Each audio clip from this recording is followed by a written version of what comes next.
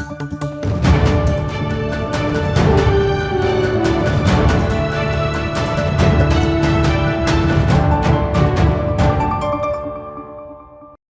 bem-vindos! Estamos chegando com Entre Linhas, os bastidores da informação, aqui na TV Brasileira e também na Prudente News 1070. Eu sou Eudes Figueiredo.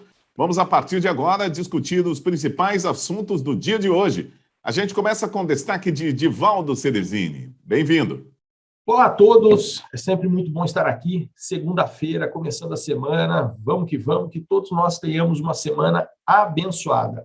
Meu destaque de hoje vai para o tão falado voto auditável, né? Nós tivemos a apresentação de um projeto do deputado federal Felipe Barros, lá na comissão que discutiu esse assunto, e é sobre ele que eu quero falar. O Felipe Barros, ele defendeu veementemente aquele relatório, tomou uma cacetada lá na comissão.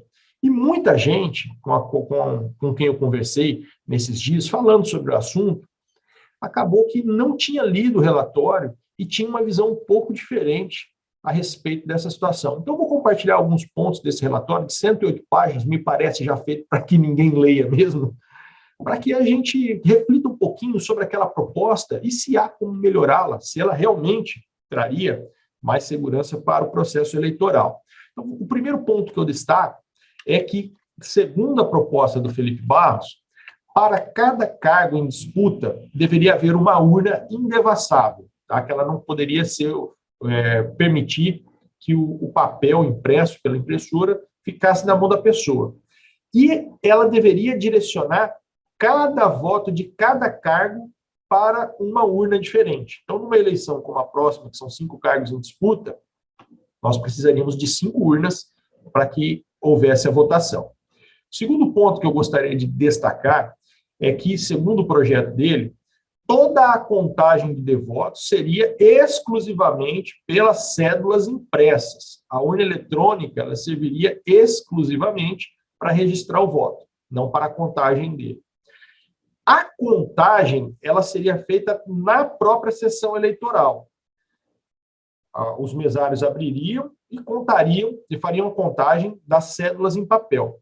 E aqui cabe a gente refletir um pouco como seria isso nas áreas dominadas por organizações criminosas, que a gente não pode fechar os olhos, sabe que existem e são muitas, Brasil afora. E, por fim, essa contagem ela não seria manual, ela seria uma contagem eletrônica. Será que essa contagem eletrônica não estaria sujeita aos mesmos pontos fracos alegados naquele extenso relatório em relação à contagem nas próprias urnas?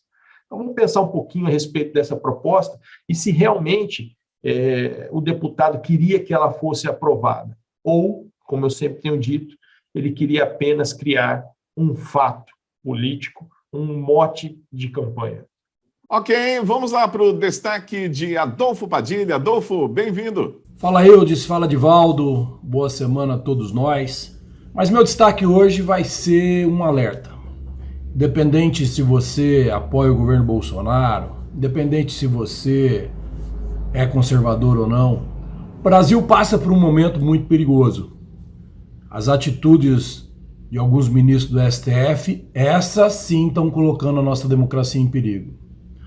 Onde já se viu pessoas serem presas, independente de quem seja, sem o processo legal, sem um julgamento, sem uma investigação, por uma simples vontade de um ministro que não tem essa competência estabelecida.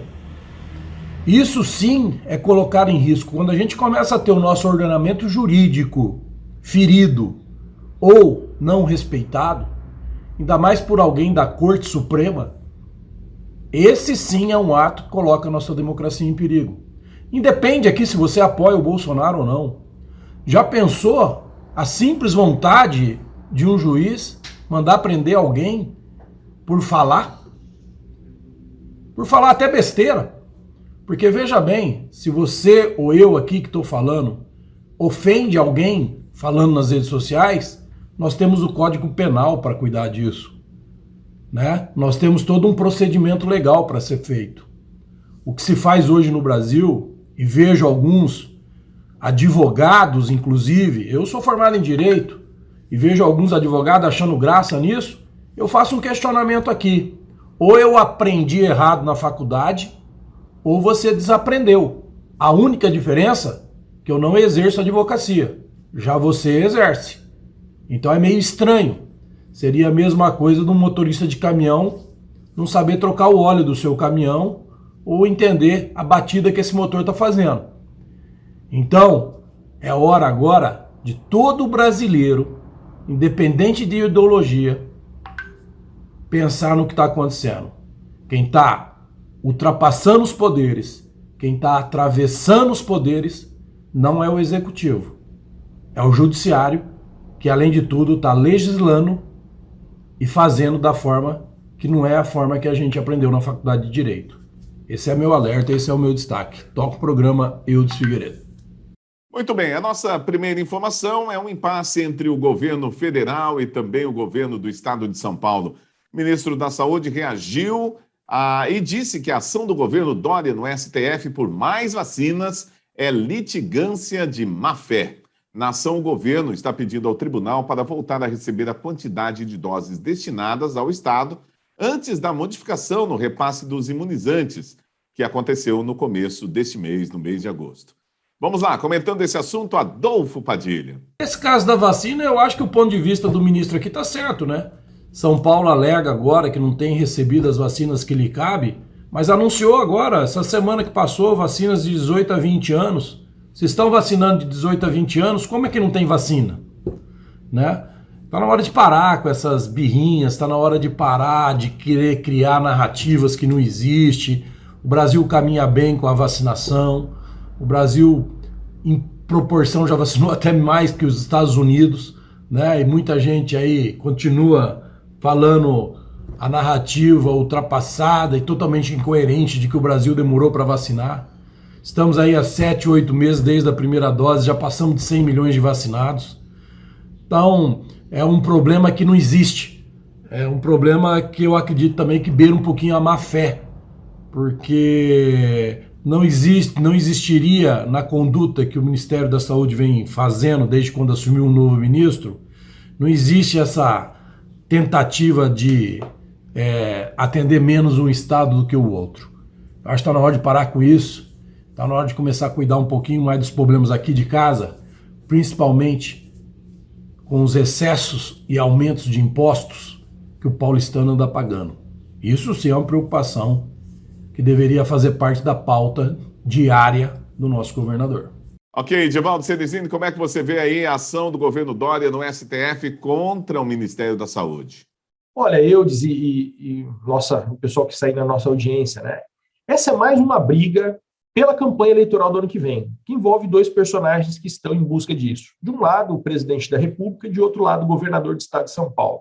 Essa briga ela não é de agora, ela começou lá atrás. Num primeiro momento, ela foi favorável à população, porque quando o presidente viu que o governador Dória ele teria sucesso nesse caminho escolhido pela vacina, né, da solução pela vacina, ele correu atrás, também foi lá fazer parcerias, adquirir vacinas, isso foi muito positivo para o povo brasileiro.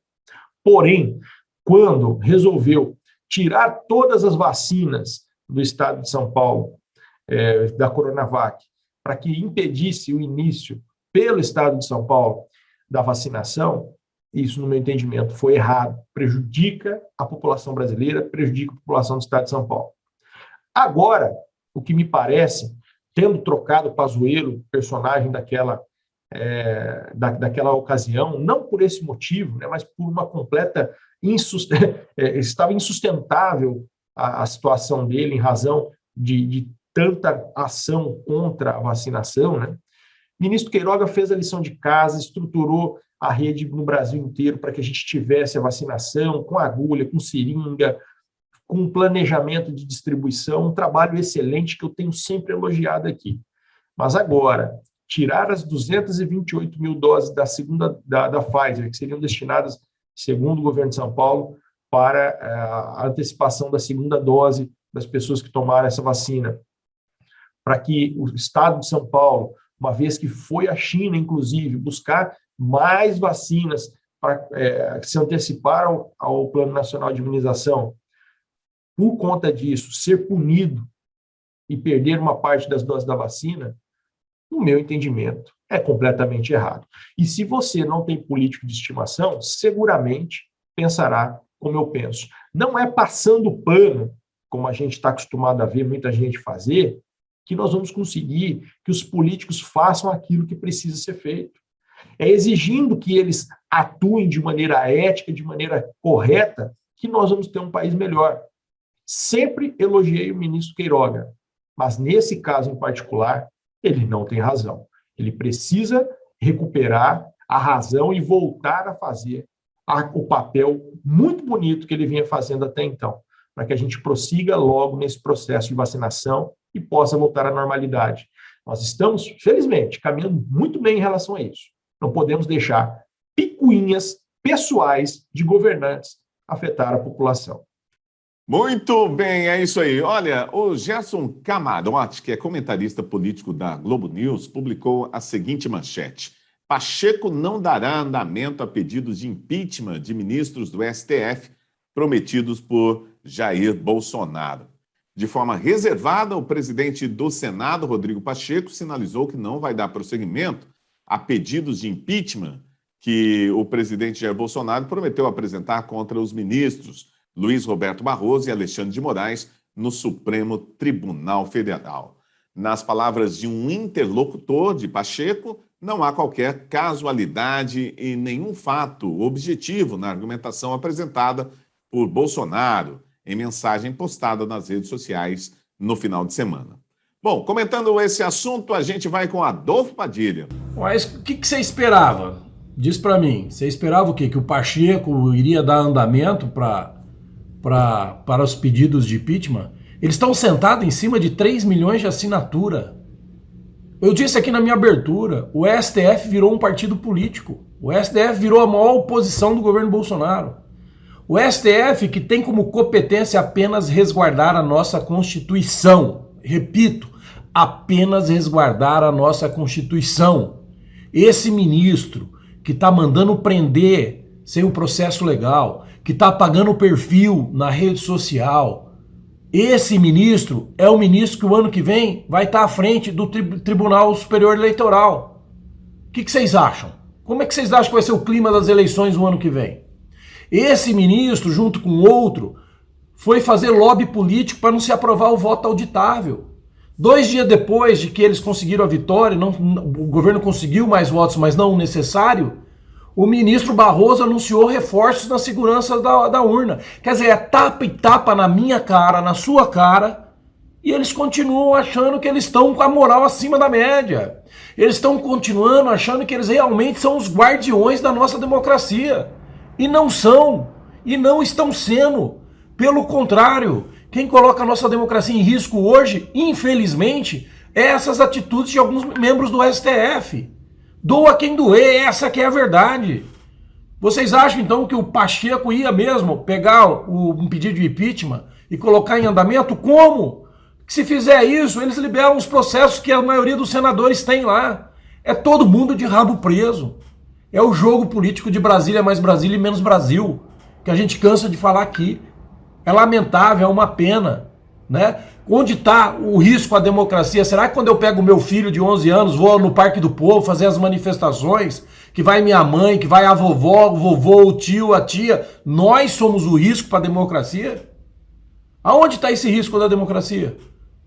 Onde eles estão vendo esse risco para a democracia? Essa justificativa de querer fazer tudo acima da lei para resguardar a nossa democracia? Quem está arrebentando e colocando em risco a nossa democracia é esses juízes escolhidos politicamente do STF. E é assim que tem que ser mesmo. É assim que nós temos que dizer. Não adianta querer pensar outra forma. O que hoje você está achando graça porque está pegando alguém que é ligado ao governo que você não apoia, amanhã pode ser você. Pensa nisso, porque nós estamos correndo sério risco mesmo. Extrapolar dessa forma aquilo que ele deve fazer, aquilo que o membro do STF deve fazer, é o maior risco que hoje corre a democracia do Brasil. Aliás, é o que mais causa insegurança jurídica no país. Ok, vamos lá. Comentando o assunto aí do impeachment, né, dos ministros do STF, Luiz Roberto Barroso e também Alexandre de Moraes. Vamos lá com Divaldo Ceresini. Eu sempre fui e continuo sendo favorável à investigação dos ministros do STF. Não por uma ação pessoal contra fulano ou contra ciclano, mas por tudo aquilo de errado que, no meu entendimento, eles fazem em desfavor do Brasil e dos brasileiros. Nós tivemos uma excelente oportunidade para isso acontecer antes do desmonte da Lava Jato.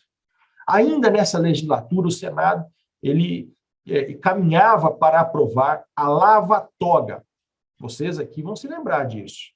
E naquela ocasião, diversos senadores, dentre eles o Major Olímpio, foram acusados de traidores da nação por quererem seguir adiante com a lava-toga, por denunciarem que o senador Flávio Bolsonaro, que o governo federal agia de maneira incisiva para encerrar a lava-toga. E conseguiram. O que se viu na sequência disso também foi um andar para trás do processo que investiga a rachadinha do senador Flávio Bolsonaro, na época em que ele era deputado estadual. E muita gente passa o pano para isso. Lá naquela época, nós tivemos uma oportunidade jogada fora. Será que agora o governo federal realmente quer que isso vá adiante? Ou isso é só mais uma firula de campanha? Muito bem, é isso aí. Vamos dar aquela parada aqui no nosso programa e voltamos daqui a pouco com mais Entre Linhas na TV Brasileira e também na Prudente News 1070. Já, já.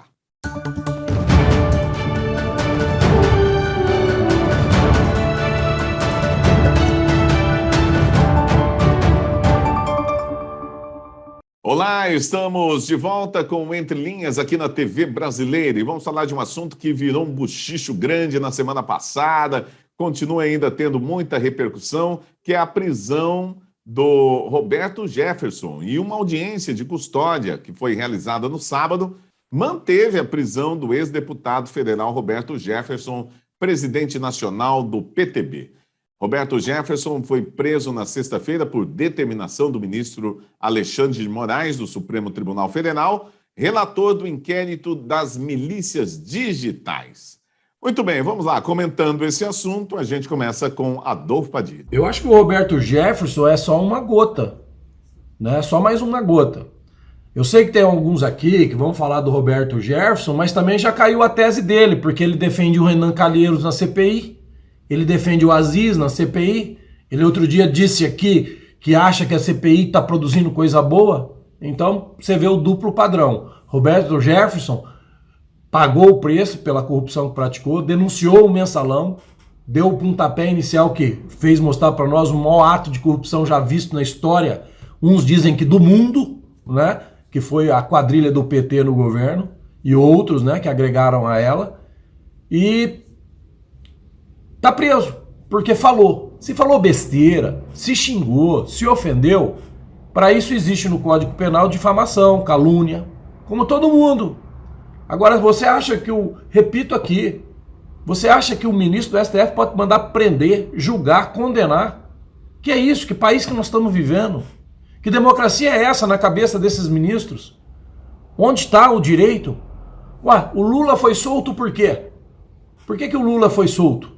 Então só valeu pro Lula o entendimento jurídico que eles têm? Você começa a perceber, será que você está percebendo o que está acontecendo? Ou tem que desenhar? Principalmente você, que por teus motivos que só cabe a você, não apoia o governo Bolsonaro. Isso extrapola a minha ou a sua posição política. Nós estamos falando aqui de liberdade. Nós estamos falando aqui de uma democracia onde todos nós somos livres para falar, pensar o que quiser. E se com isso a gente ofender alguém, quem se sentir ofendido procura os meios legais para se defender na justiça. Agora, não pode ser preso porque tem uma opinião formada. Pode ser processado. E se o processo assim entender, pode ser preso. Mas prender porque simplesmente achou que ofendeu, ou simplesmente na cabeça dele acha que isso abala a democracia brasileira, isso é desculpa, gente. A Venezuela começou assim. E olha o que virou. A Suprema Corte achando que qualquer coisa que era oposição ao que eles pensavam era perigoso para a democracia. E não é exagero dizer que o Brasil está caminhando para o mesmo lado. Não é exagero a gente dizer que está na hora de dar um basta nisso. Está na hora de se colocar tudo no seu devido lugar. A corda já está mais do que esticada. As 4 linhas já foi mais do que atravessada. E até quando? Até quando a gente vai ficar sendo vítima de uma interpretação de sono? O cara acordou, sonhou com alguma coisa e usa o cargo dele e manda prender. Não, está tudo errado. Está tudo errado. Ok, vamos lá. A prisão do deputado federal Roberto Jefferson, ex-deputado e presidente nacional do PTB, dando o que falar, né, Divaldo Ceresini? Vamos lá. O que você achou da prisão, hein? Pois é, Eudes, essa situação do Roberto Jefferson não se esperava que fosse diferente na audiência de custódia, né?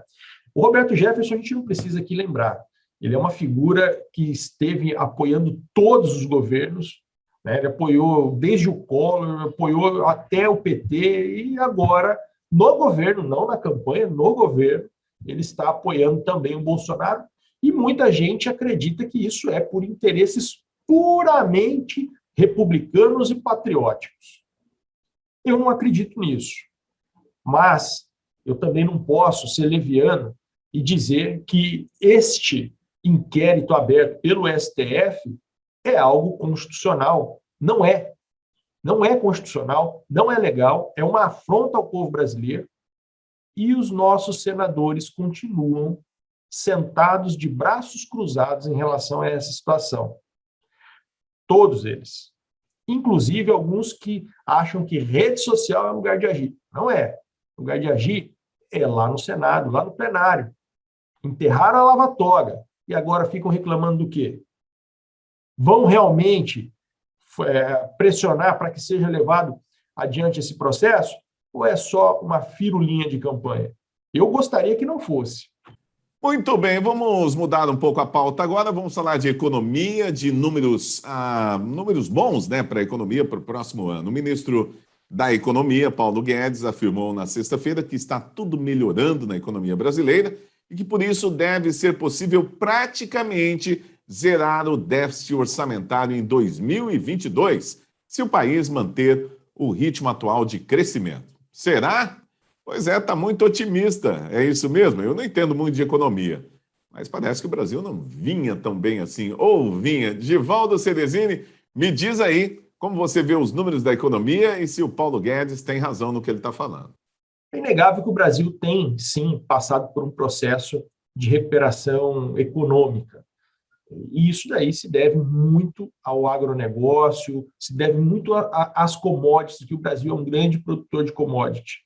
Infelizmente, isso ainda não está se refletindo na mesa de quem trabalha, de quem acorda cedo, rala o dia inteiro para construir esse país, por conta da inflação ocasionada pelo dólar estar lá nas alturas.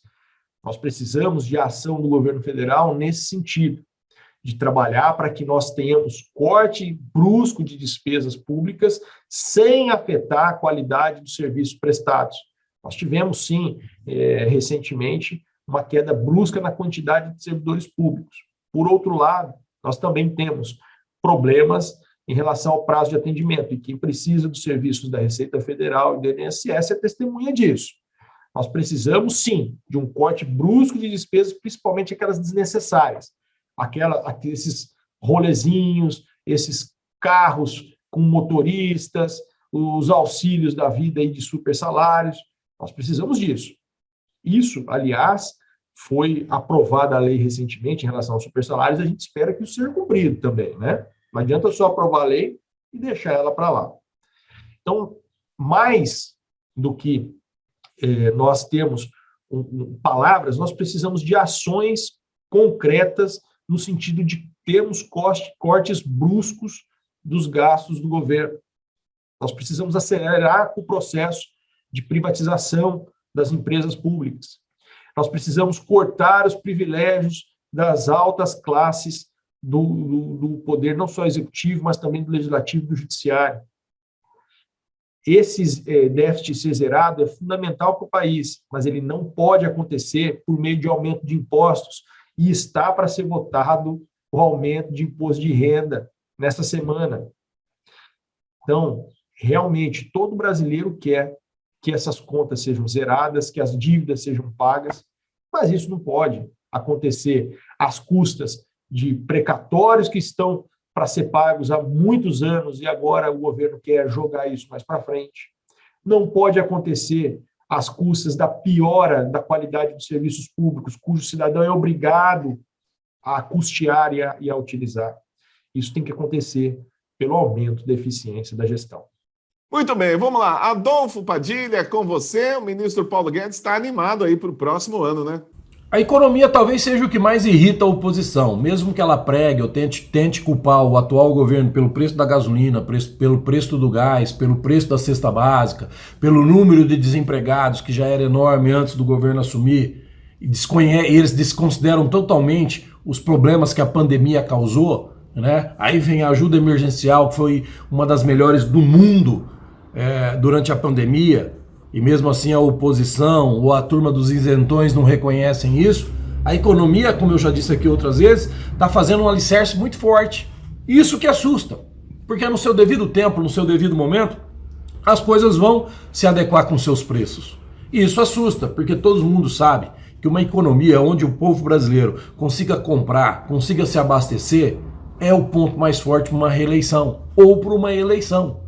E o ano que vem está caminhando para isso, por mais oposição que o governo federal tenha, inclusive uma posição ativista política e ideológica do STF, que tenta bloquear tudo que esse governo faz. Nós não elegemos ministros, nós elegemos um presidente, deputados e senadores. Cabe a eles decidirem, cada um respeitando o jogo como tem que ser jogado. Não pode um ministro do STF determinar o que deve ser feito. A ele cabe apenas resguardar a nossa Constituição. E hoje são os que mais ferem a nossa Constituição. Então a economia caminha a grandes passos, porque a sua matriz está sendo bem alicerçada. Ou você nega isso? O Brasil bate recordes e recordes de valores da Bolsa. Seus índices técnicos são os mais altos da história do Brasil. Logo, isso equacionando, vai equilibrar os valores. E no momento certo, nós vamos estar com os preços adequados para que você possa comprar e não sentir no bolso como nós estamos sentindo hoje quando vai abastecer um veículo. O governo federal faz a parte dele, está tirando e zerando imposto de tudo. Cabe a nós agora, cada qual, cobrar o seu governador, para que também diminua a carga tributária sobre o gás, sobre o combustível, enfim, para que seus preços cheguem num valor que todo mundo possa comprar, abastecer sem sofrimento. Vamos aguardar o ano que vem e vamos aguardar e torcer para que a economia continue navegando como ela está navegando por enquanto. Ok, valeu. Adolfo Padilha, Divaldo Cerezini, você da nossa audiência, que nos acompanha sempre aqui no Entre Linhas, na TV Brasileira e na Prudente News 1070. Valeu, até o nosso próximo encontro.